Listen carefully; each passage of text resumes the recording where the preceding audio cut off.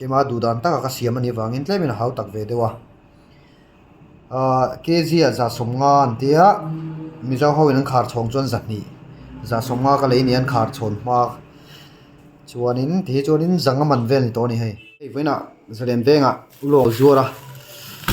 kg khat ka leya hei ulong vek ani kan siamanga tui tokin kan siam do ni kan siam da garon tilangang tam takin ulong hi anei thin ti pon thelo nga anei ngai bok lo nga vaireng telama chonin ulong hi thasik lai tunang hun vera hianin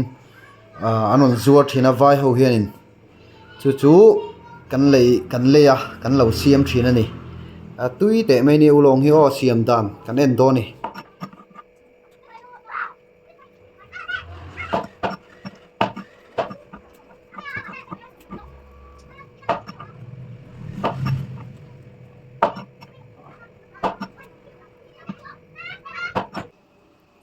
hei zong hi kalak choni ta ni hei helai hi alu kha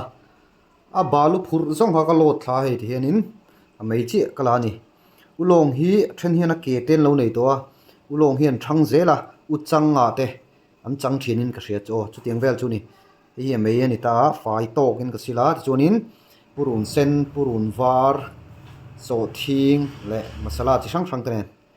kan kang don ni tomato ten mo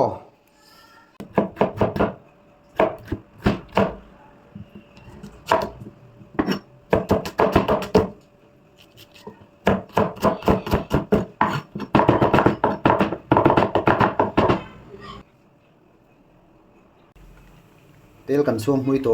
chuanin hei kan thak do ni hei hi kan thak do ni marcha ro thak thing black pepper le leichi hei hi asetin dora pocket te in chengain lei tu rom ni thak ma saberang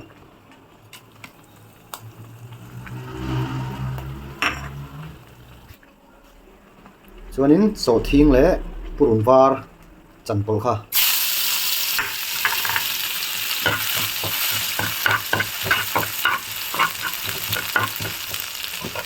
purun sen le tomato le marcha pui kan ha kan thak le do ni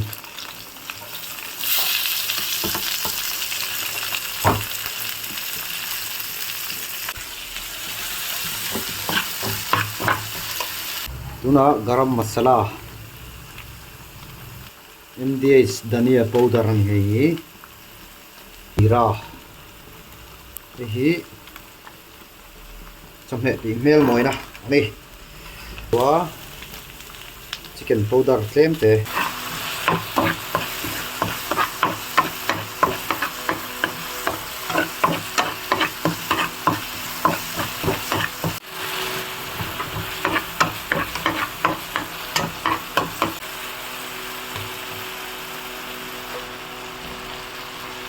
long thak ta kan vets kan ho kha asom thatwa chuanin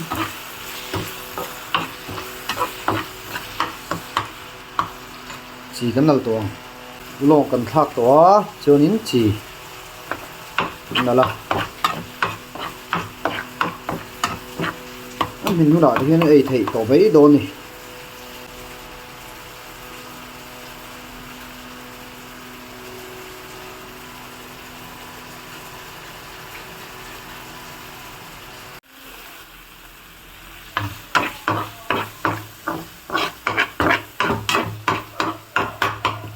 finish azau ta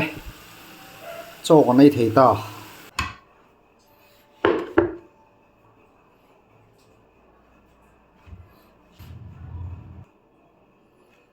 kan siam zo ta achunga hianin dania ka phula chon fangma te purun sen te tomato te kan nei venula wangi kan chei ve de oi meni black pepper tlem ka phul lenga dian chunga hianin black pepper cho ai thanga in noya